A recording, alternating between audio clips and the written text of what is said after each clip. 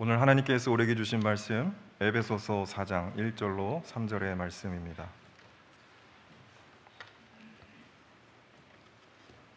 에베소서 4장 1절로 3절의 말씀 제가 받들어 읽겠습니다. 제가 말씀을 봉독할 때에 우리 주님의 계시의 음성을 듣게 되시기를 바랍니다. 그러므로 주님 안에서 갇힌 몸이 된 내가 여러분에게 권합니다. 여러분은 부르심을 받았으니 그 부르심에 합당하게 살아가십시오. 겸손함과 온유함으로 깍듯이 대하십시오. 오래 참음으로써 사랑으로 서로 용납하십시오. 성령이 여러분을 평화의 띠로 묶어서 하나 되게 하여 주신 것을 힘써 지키십시오. 아멘. 우리 엘 글로리아 성가대 찬양 후에 계재강 목사님 나오셔서 말씀을 전해 주시겠습니다. 참 복된 날, 주님의 사랑과 권면이 또 예배 참석하신 모든 분들에게 함께 하시길 또 주 이름으로 축원드립니다. 오늘 본문 말씀을 준비하는데 제가 세번역이라는 걸 또 까먹고 개역개정판으로 준비했습니다. 너무 좀 죄송합니다. 오늘 말씀 4장 1절 상반절에 이렇게 보면 그러므로 주 안에서 갇힌 내가 너희를 권하노니 이렇게 말씀하십니다. 에베소서 1장부터 3장까지는 하나의 주제가 있고 또 4장부터 6장까지 또 하나의 주제로 이렇게 배치가 되어 있습니다. 앞에 1장부터 3장까지는 구원의 신비에 관해서 말씀하고 계시고요, 4장부터 6장까지는 그럼 구원받은 사람들이 어떻게 살아갈 것인지 그 삶에 관한 이야기가 기록되어 있습니다. 그런데 오늘 말씀이 그러므로 이렇게 시작됩니다. 구원의 신비를 아는 우리가 그렇다면 어떻게 살아가야 할 것인가를 이야기를 하고 있다라는 거죠. 오늘 말씀에서 그 다음에 사도 바울은요, 주 안에서 갇힌 내가 너희를 권한다 이렇게 이야기합니다. 굳이 사도 바울이요 1장이 아니고 4장 첫 번째에 본인이 갇힌 것에 대해서 이야기를 한다라는 거예요. 이 의미는 뭐냐면 주님의 믿음의 길을 따른다라고 하는 것이 참 쉽지 않은 길이다. 때로는 고난 가운데 있고 때로는 이렇게 갇힐 수 있으나 그러나 포기하지 않고 그 길 가운데 가야 함을 다시금 강조하고 이야기하고 있습니다. 특별히 사도 바울은 여기서 이 권하노니라고 하는 단어를 사용합니다. 그동안 바울은요 굉장히 담대하고 또 강력하고 때로는 말씀을 읽으면 꼭 그렇게 행해야 할 것만 같이 그 말씀이 편지가 주는 무게가 굉장히 컸습니다. 그런데 그것과 달리 여기는요 대화하는 어투로 또 때로는 설명하고 또 권면하는 이런 말씀으로 권면한다 이렇게 시작합니다. 이 권면이라고 하는 것은 선포된 구원의 말씀을 받아들이고 또 율법의 가르침으로 알게 된 그 말씀을 뒤죽박죽인 매일의 삶에서 또 분별하고 또 위로하고 격려할 때 그때 사용되어지는 말씀입니다. 사도 바울은요 이 4장 1절 앞에서부터 굉장히 부드럽게 에베소 교인들에게 이렇게 권면을 하고 있습니다. 그런데 여기 4장 1절에 에베소서의 가장 중요한 축이 되는 헬라어가 하나 등장합니다. 그것은 다름 아닌 악시오스라고 하는 단어입니다. 그 단어의 말뜻은 너희가 부르심을 받은 일에 합당하게 행하여 라고 하는 4장 1절 후반절에 이 합당하다라고 하는 말뜻입니다. 그런데 이 말씀이 전체의 축이 된다 이렇게 보시면 돼요. 합당하다라고 할 때 뭐가 합당한 것인가? 이 악시오스라고 하는 것에 대해서 유진 피터슨이 그 부활을 살라라고 하는 책에서 그림을 그리듯이 우리에게 설명을 해주고 있습니다. 어떻게 설명해 주냐면요, 막대기로 이루어진 이 균형을 잡고 있는 저울이 있는데 그 한 축에는 나무로 만들어진 추를 올려놓고 다른 한 축의 저울에는 밀가루를 올려놓았을 때 두 개가 균형을 잡고 있을 때 이것을 합당하다 이렇게 설명하고 있습니다. 오늘 말씀에서 보면은요 뭐가 합당한가? 두 가지 물질 나무로 만든 추와 밀가루가 균형을 이루고 있을 때 합당하다라고 이야기하는데 오늘 말씀에서는요 가만히 보면은 뭐가 합당하다? 하는가라고 하는지 보면은 하나님의 부르심이라고 하는 것과 우리 사람들의 삶이라고 하는 것이 균형을 이룰 때 합당하다, 이렇게 이야기합니다. 내가 너희를 권하노니 너희가 부르심을 받은 일에 합당하게 행하여, 즉 우리의 행함과 하나님의 부르심이 균형을 이루면 우리는 합당하다, 온전하다, 성숙하다, 이렇게 이야기하고 있는 겁니다. 그럴 때 하나님의 부르심에 온전히 제대로 응답하여 사는 것이고 하나님 부르심의 길에 맞게 산다, 이렇게 이야기합니다. 이 편지의 내용은 하나님의 부르심 1장부터 3장까지 나와 있는 하나님의 부르심과 4장부터 6장까지 있는 우리의 행함, 이것이 평형을 이루도록 고안되어져 있는 것이 이 에베소서 전체의 말씀이에요. 그런데 그 말씀에 있어서 우리의 행함에 해당하는 4장 1절을 시작할 때 이 악시오스, 합당하다라고 할 때 하나님의 부르심이 무엇이고 그 부르심에 우리는 어떻게 행동하고 있는가, 이것이 잘 합치되고 균형되어져 있을 때 우리는 합당한 사람이고 성숙한 사람이고 온전한 사람이다. 오늘 말씀은 그렇게 증거하고 있습니다.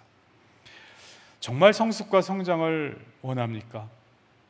그렇다고 하면 하나님의 부르심과 우리의 행함이 서로 맞을 때 우리는 그리스도 안에서 자라갈 수 있는 것입니다. 그런데 여기서 우리가 점검하고 가야 될 것이 있습니다. 이 부르심에 관한 거예요. 부르심은 하나님이 우리를 부르십니다. 그런데 성경의 많은 부분들을 보면 이 부르심이 두 가지 모습으로 나타나 있습니다. 하나는요, 하나님께서 아무런 정보를 주시지도 않고, 또 더 나아가서 하나님께서 설명하시지도 않고, 또 어떤 부분에 정죄하시지도 않고 면제하시지도 않고 그냥 부르시는 이 무턱된 부르심의 모습이 있는가 하면, 또 하나의 부르심의 모습은요, 나의 부름은 다름 아닌 너의 삶의 태도다 라고 말씀하신 이 두 가지 부르심의 모습이 있습니다. 전자인 부르심의 모습을 보면은요, 창세기 말씀에서 아브라함을 보면은 구원의 백성을 형성하기 위해서 갈대우르에서 서쪽으로 가라, 막무가내로 부르십니다. 이 부르심 가운데 아브라함이 그 응답으로 순종의 모습을 통해서 하나님께서는 아브라함을 믿음의 조상으로 삼아주십니다. 모세를 부르실 때도 떨기나무 숲에서 부르십니다. 부르셔서 그 모세의 응답으로 말미암아 이스라엘 백성을 자유를 얻는 회중으로 만들어 주세요. 신약 성경에 보면 예수님께서 제자들을 부르시죠. 처음에 4명을 부르시고 그것이 늘어나서 12명의 제자가 됩니다. 그들을 부른 다음에 그들의 행함 가운데 순종함 있게 하시고 듣게 하시고 때로는 배반도 하게 하지만 나중에는 십자가의 죽음까지도 따르는 제자들이 되게 하시고 그들로 말미암아 하나님께서는 성령으로 세우신 교회가 되게 그 제자들 통해서 많은 역사를 이루어 가십니다. 오늘 에베소서의 이 편지의 저자라고 일컬어진 사도 바울도요, 예수님을 추적하는 자에서 나중에는요 예수님을 따르는 자로 변하게 됩니다. 예수님이 부르심이 있었고 그에 대한 사울의 반응은 결국 바울의 행함으로 변하게 됩니다. 성경 말씀은 가만히 보면은요 토론하는 말씀이 아니고 듣고 순종하는 말씀인 것 같아요. 하나님이 부르실 때 대부분의 경우 이해가 되지 않는 경우들이 참 많이 있습니다. 그러나 그 부름에 대한 반응을 행동으로 나타날 때 그 모든 섭리하신 가운데 주님께서는 깨닫고 알게 해주실 때가 참 많이 있습니다. 우리는 하나님의 부름에 삶으로 응답합니다. 이 보케이션이라는 말이 이 부르다, 보카레라고 하는 라틴어에서 나왔다라고 하잖아요. 그런데 이 부르심의 두 번째 뜻인 이 소명 부르심은 삶의 방식이지 우리에게 주어지는 직업이 아닙니다. 우리가 어떠한 삶의 방식을 갖고 살아갈 것인가, 그 부르심을 듣고 응답할 때 우리는 그 부르심의 삶을 살게 되어 있습니다. 그 부르심이 우리의 삶의 모습을 결정하고 삶의 내용을 부여하고 우리가 살아가는 방식을 특정 지을 때가 많이 있습니다. 그래서 출발점은 하나님께서 부르실 때 그 하나님에 대해서 생각하는 것만이 아니라 무엇보다도 중요한 것은요, 말씀을 듣고 반응하고 순종하는 것이다. 이렇게 성경 말씀은 많이 증거하고 있습니다. 그런데 그 순종은 다양한 인간관계 속에서 일어날 때가 참 많이 있습니다.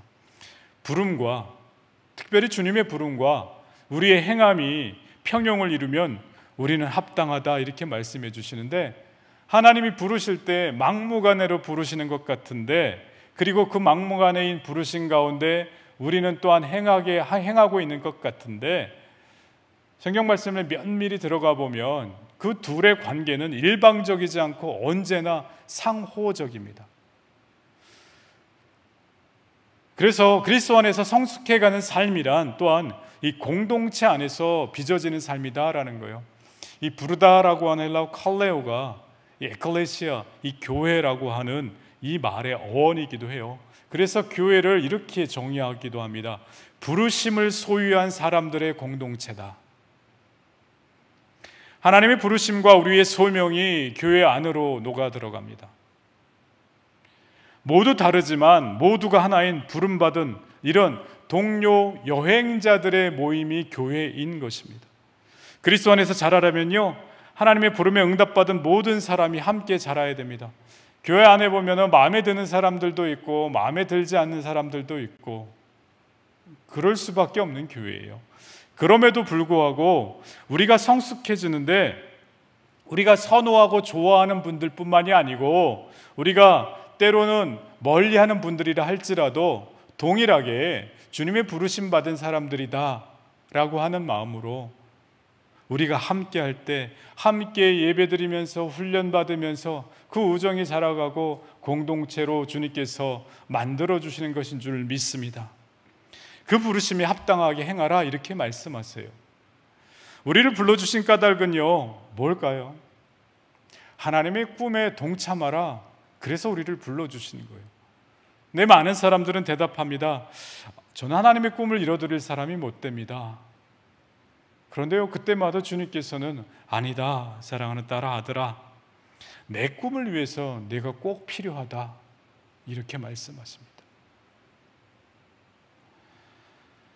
부르심을 받은 사람들이 모임인 교회, 그래서 그런 사람들이 모여서 이 에클레시아는 하나님의 선교에 동참하게 되는 것입니다.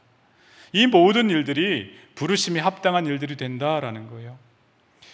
그런데 여러분, 이 부르심대로 사는 것을 이 에베소서 이 4장에는요, 주님께서 방향도 알려주시지 않고 그 부르시는 부르심 이후에 두 번째 의미인 삶의 태도에 관해서 말씀해 주십니다. 그걸 2절부터 증거하고 있는데요, 한국교회는 그동안 사역 중심, 일 중심의 목회였어요. 그래서 그로 인해서 보이지 않는 많은 상처와 아픔들이 있습니다. 그 상처와 아픔들 때문에 굉장히 많은 성도들이 교회를 떠나는 가난한 교인들이 되어 있습니다. 목회 현장에서 회복되어질 모습들입니다. 교회 안에서 먼저 준비되어질 부르심의 모습은 개인의 품격과 성숙에 관한 모습인데, 그와 같은 부분에 대한 아쉬움이 굉장히 큽니다. 그와 같은 부분은요, 교회의 제도로, 교회의 프로그램으로 감당할 수 없는 부분들입니다.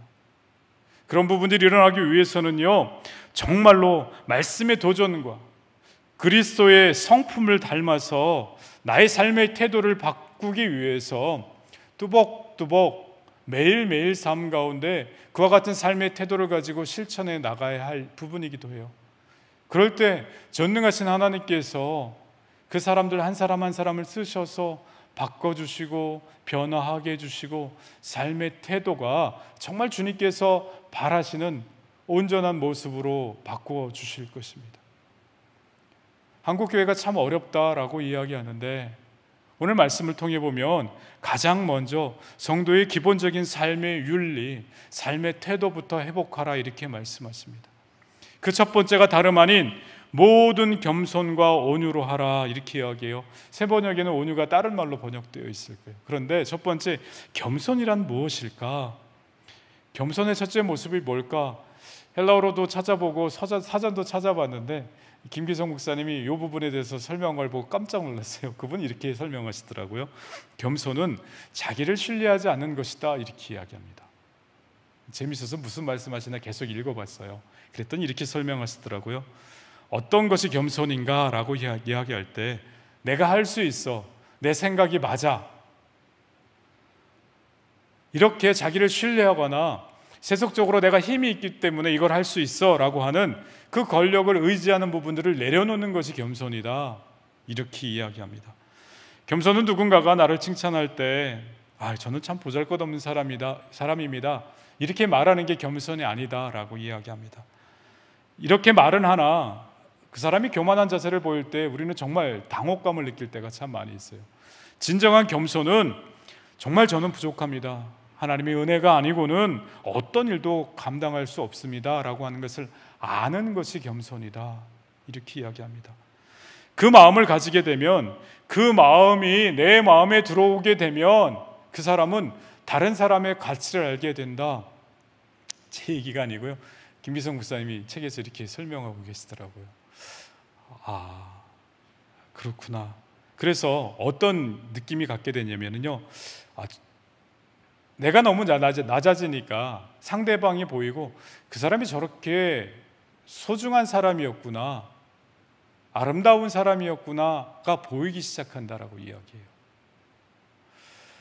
겸손은 짐짓 사람들 앞에서 아니요 라고 공손하게 말하는 것이 아니고, 내가 하나님의 은혜 없이 살 수 없는 존재입니다, 그렇게 살아가다 보니까 내 마음속에 들지 않았던 사람들의 아름다움이 보이기 시작하더라, 이렇게 이야기합니다. 그리고 그 아름다움이 나중에는 고마워지기 시작하고, 그 고마워지기 시작하는 그 마음이 어느 때 가능하다고요? 내 마음이 겸손할 때 가능하다, 이렇게 이야기합니다. 그런데 때로는 우리는 다른 사람들을 쉽게 판단할 때가 있습니다. 그리고 저 사람은 이런 사람이야 라고 판단할 때, 그리고 함부로 험담할 때 그 사람들 가운데에는 잘못된 믿음이 들어간 것입니다.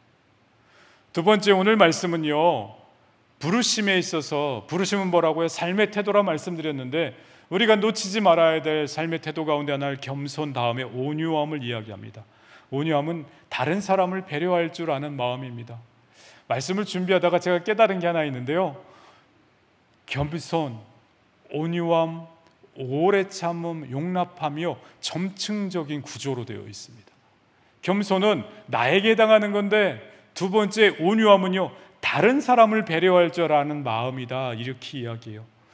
다른 사람을 배려하는데 저 사람은 이러저러해서 문제야, 나는 너무나 저 사람하고 차이가 많아, 그 부분을 넘어서야 된다라는 거예요. 저 사람 속에도 이런 아픔이 있었구나, 그 슬픔과 아픔 속에서도 여기까지 자라오고 버텨냈구나 라고 하는, 그래서 그 사람의 마음이 보여서 그 사람 가운데, 나와의 사이 가운데 사랑의 여백이 생겨서 그 사람을 배려할 줄 알 때, 그것이 온유함이다 라고 이야기합니다. 온유함이라고 하는 단어 뜻을 찾아보니까 이렇게 나와 있어요. 길들여진 말, 이렇게 나와 있더라고요. 말씀 준비하다가 신약학을 공부하고 싶었습니다. 정덕희 교수님이 너무 부러웠어요. 도대체 길들여진 말이 무슨 온유함인가, 화가 나서 찾아봤더니요, 이게 고대 헬라어의 뜻이고, 호메로스 이후에 일리아 죄송해요, 제가 코로나가 걸린 다음에 목소리가 순간 안 나올 때가 있어요. 일리아스와 오디세이 이후에는요, 이 온유함이 이렇게 쓰여졌다라고 이야기합니다. 친구들끼리 주고받는 따뜻한 말과 행동. 온유함의 반대는요, 제어되지 않은 격분, 까칠한 태도, 잔혹함, 이렇게 이야기합니다. 자만의 찬말과 행동을 해서는 안 되는데요, 그래서 믿음의 사람은 겸손하고 온유해야 된다. 사도 바울이 부르심 받은 우리들의 삶의 윤리를 가장 먼저 이야기할 때 첫 번째 단어가 겸손이고 두 번째 단어가 온유다, 이렇게 이야기합니다. 겸손과 온유라고 하는 것은요, 나의 부족함을 알고 그 다음은요, 다른 이의 소중함을 아는 것이다, 이렇게 이야기합니다. 세 번째, 그 다음 성도들에게 요구하는 이 삶의 윤리 뭐냐면 오래 참음이라고 이야기합니다. 이것은요, 다른 사람들의 약점까지도 포용할 줄 아는 거예요. 그냥 다른 사람들의 소중함 정도까지만 아는 것에서 더 나아가서 다른 사람들의 약점을 포용하는 것이다, 이렇게 이야기합니다. 분노하는 마음, 보복하려고 하는 마음을 내려놓고 그의 성장과 발전을 바라는 마음입니다. 그러니까 오래 참음이라는 것에 담겨 있는 마음은요, 사랑의 마음이에요. 고린도서 13장 7절에 참고 믿고 바라고 견디고, 말씀 준비하는데 그 잇몸 치약 선전하는 게 떠오르더라고요. 그 운율에 맞춰서 여러분 외우십시오. 참고 믿고 바라고 견디는 것, 이게 뭐라고요? 사랑이라고요. 이게 뭐라고요? 오래 참음이라고 이야기합니다. 오래 참음 헬라어 마크로티미아에는요, 그 어간이 되는 이 티모스라고 하는 단어가 있더라고요. 분노화예요. 그러니까 이 앞에 마크로를 붙여서 그것을 다스리는 마음이 오래 참음이고, 분노를 당장 터뜨리지 않고 그것을 지연할 수 있는 삶의 지혜가 바로 오래 참음이다라고 이야기합니다. 사랑은 오래 참는 거예요. 성급함을 내려놓는 것입니다. 제가 말씀 주면 제가 가장 못하는 게 이게 아닌가라는 생각이 들더라고요. 카프카가 인간에게 두 가지 원죄가 있다고 문학적으로 설명합니다. 첫 번째 원죄는 성급함이고 두 번째 원죄는 나태함이다, 이렇게 이야기합니다. 인간은 성급하기 때문에 낙원에서 쫓겨났고 나태하기 때문에 낙원으로 돌아가지 못한다, 이렇게 이야기합니다. 뱀이 아담과 하와를 유혹했을 때 성급하게 판단하고 행동하기보다는 조금은 그 마음속에 의욕을 심어줬을 때 조금은 참으면서 성급함을 내려놓고 자기의 생각과 삶을 돌아봤더라면 그런 일은 없었을 텐데 라고 카프카는 이야기합니다. 우리는 참 빨리 결정하고 빨리 결단하고 행동하는 습관이 있습니다. 이 성급함이 만들어 놓은 세계, 이 성급함에 대해서 이렇게 이야기해요. 성급함은 시간을 앞당기려고 하는 우리 인간의 욕망이다 라고 이야기해요. 오래 참음이 없고 성급함이 있는 공동체에는요, 하나님 뜻을 기다리기보다는 우리 인간의 욕망으로 뭔가를 결정하고 해결하려고 한다는 거예요. 카프카 이렇게 얘기해요. 성급함이 있고 나태함이 있는데 인간의 원죄를 하나로만 딱 꼽으라고 하면 나는 성급함이라고 생각한다, 이렇게 이야기합니다. 사도 바울이 세 번째로 오래 참음을 이야기한 이유는 뭘까요?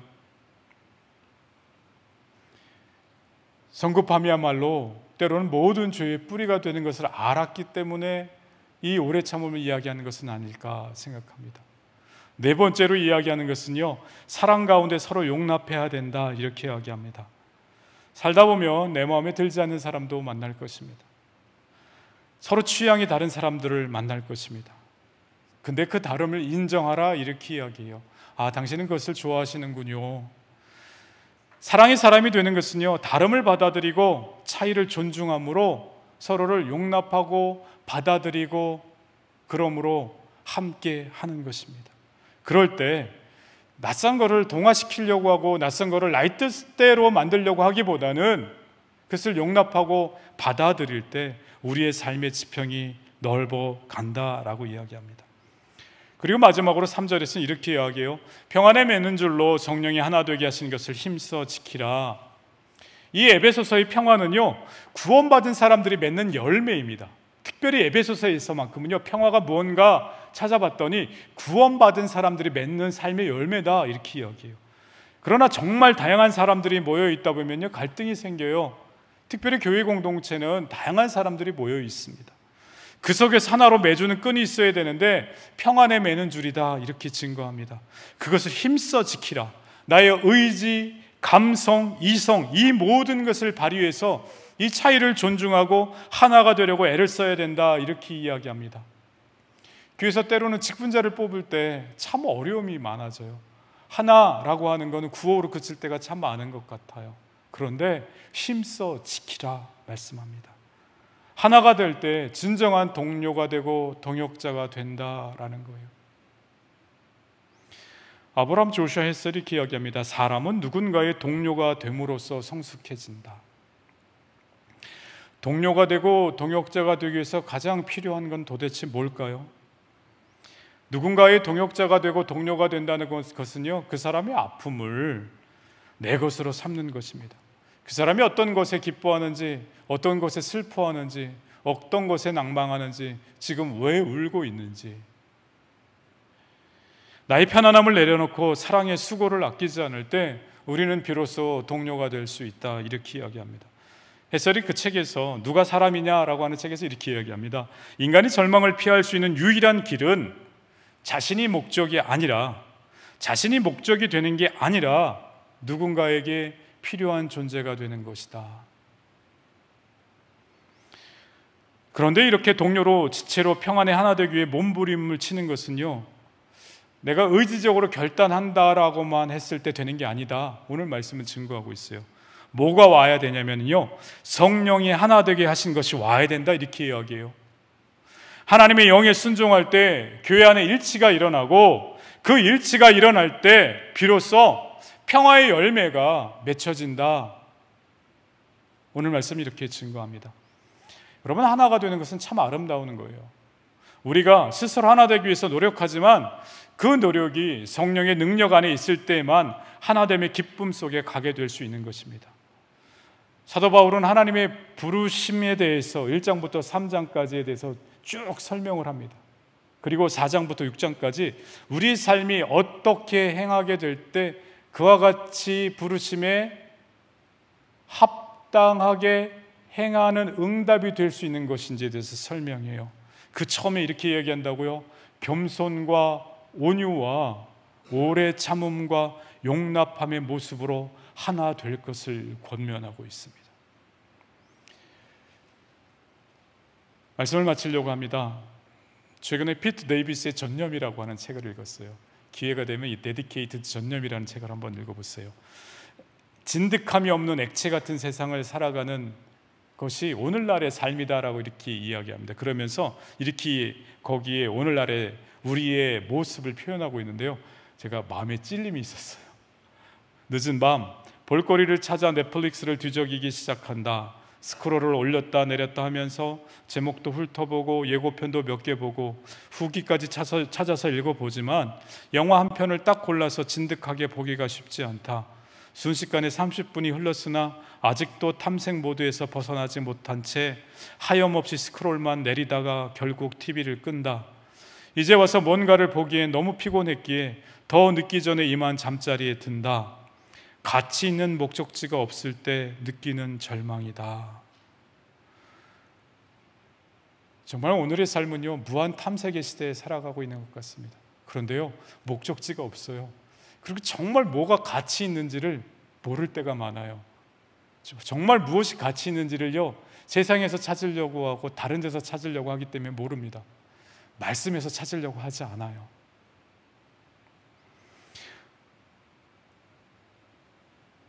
이 책에서 이렇게 얘기해요. 꾸준히 뭔가에 하루하루의 삶에 전념하는 사람들이 얼마나 필요한지, 그 사람들이 얼마나 위대한지에 관해서 이야기합니다.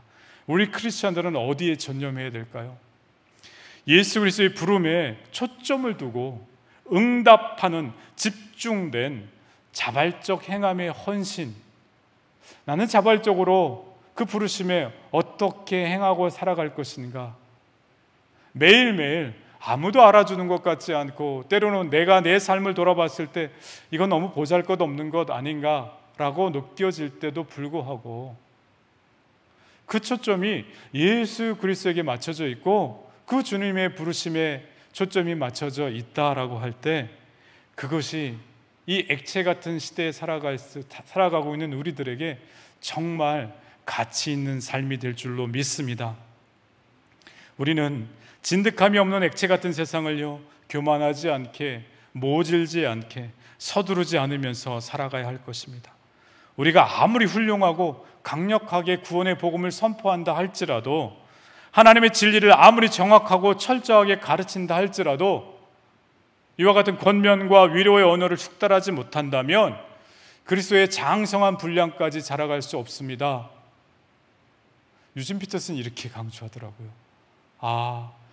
권면의 위로의 방법을 알고 함께하는 것이 그리스도의 장성한 분량에까지 자라갈 수 있는 너무나도 중요한 방법이구나.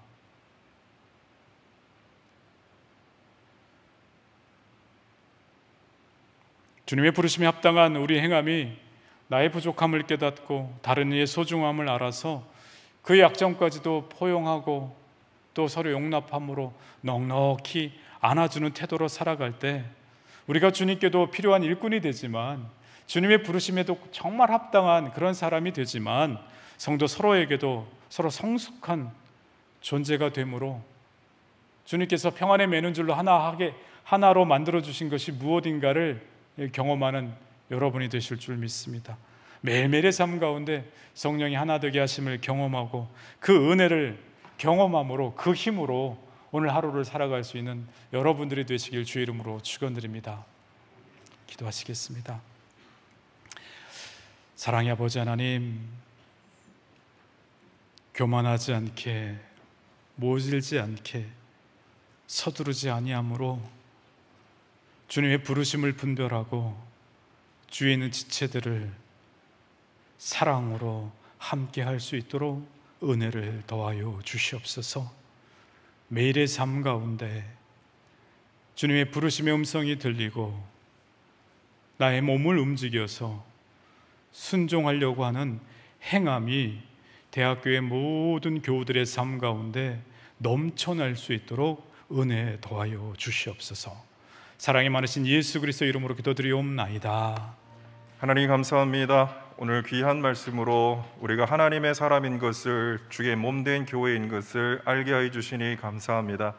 우리를 부르실 때에 그리스도의 보혈로 말미암아 하나님의 온전한 형상을 본받게 하시고 우리를 인격적으로 변화시켜서 하나님의 사람으로 감동시킨 하나님의 은혜에 감사드립니다. 우리가 성령의 은혜 안에서 그리스도의 몸으로 변화되는 귀한 교회 공동체가 되게 하시고 겸손함과 온유함과 오래 참음과 사랑으로 말미암아 그리스도의 한 몸을 이루어 우리 안에 사랑과 평화가 믿음의 열매로 나타나는 귀한 교회 공동체 될 수 있도록 인도하여 주옵소서. 이 교회 안에서 모든 성도가 하나가 되고 위로와 격려를 받으며 그리스도의 몸으로 세워져가는 귀한 대학교의 공동체가 되게 하여 주시고 우리가 갖고 있는 이 사랑의 능력과 평화의 능력으로 말미암아 갈라지고 무너지고 목적 없이 살아가는 세상 속에 하나님 나라의 사랑과 평화의 귀한 영향력을 끼쳐나가는 교우들 다 될 수 있도록 주님 인도하여 주옵소서. 우리의 모든 것 다 주님이 주신 것임을 인정하며 우리가 감사함으로 예물을 드립니다. 11조, 감사헌금, 선교헌금, 구제헌금, 주정헌금, 월정헌금, 목적헌금 드려진 손길마다 하나님 축복하여 주시고 하나님의 영광 받으시는 귀한 일에 이 물질 사용되어질 수 있도록 인도하여 주옵소서. 하나님 아버지, 우리 대학교의 모든 성도들과 가정을 주님께서 살펴주시옵소서. 몸이 아픈 교우들이 있습니다. 가족과 부모가 아픈 교우들이 있습니다. 마음으로 영적으로 고민하는 교우들이 있습니다. 자녀들의 문제를 놓고 기도하는 교우들이 있습니다. 진로를 놓고 기도하는 교우들이 있습니다. 출산과 결혼을 앞에 두고 기도하는 교우들이 있습니다. 경제적인 어려움으로 기도하는 교우들이 있습니다. 모든 염려와 근심을 가지고 기도하는 교우들이 있습니다. 하나님, 그 기도 하나하나 응답하여 주시고 우리가 생각하지도 못하고 기대하지 못했던 가장 위대한 하나님의 방법으로 최선의 결과로 우리 모든 교우들의 삶을 인도하여 주시고 하나님께 감사 영광 돌려드리는 귀한 교우들 될 수 있도록 하나님의 살아계심을 삶 속에서 경험하는 교우들 될 수 있도록 하나님께서 친히 아버지가 되시고 모든 문제를 해결하여 주옵소서. 우리 교회에 연로하신 어르신들 영육간에 강건하게 하시고 특별히 우리 교회에 두신 어린 생명들 그리스도를 아는 귀한 사람으로 세워주시고 청소년, 대학생, 청년들이 하나님의 비전을 품고 하나님으로 세워지는 선교적 교회가 되게 하여 주시고 이웃사회 공동체에 하나님 나라의 평화를 이루어 나가는 교회 공동체의 사명을 감당하게 하시고 선교사들과 동역하여 하나님 나라 확장하는 교회로 서게 하여 주옵소서. 세계 열방 가운데 전쟁과 폭력의 공포로 고통당하는 하나님의 백성들을 위로하여 주시고 이 세상에 평화가 임할 수 있도록 하나님께서 함께하여 주옵소서. 지금은 교회 머리 되신 우리 주 예수 그리스도의 은혜와 우리 아버지 되신 하나님의 무한하신 사랑하심과 우리의 보호자요 인도자 되신 성령 하나님의 내주 교통 역사하심이 하나님의 부르심의 은혜에 힘입어 그리스도의 몸으로 세워져 성령이 주신 사랑과 평화의 공동체로 변화되어 나가기를 소원하고 다짐하는 사랑하는 모든 교우들과 가정과 나아가는 길 위에 주님께서 피로 값지고 세워주신 한남대학교 한국교회 위에 이스라엘 민족과 세계 열방 가운데 지금부터 영원토록 함께 하옵시기를 간절히 축원하옵나이다. 아멘.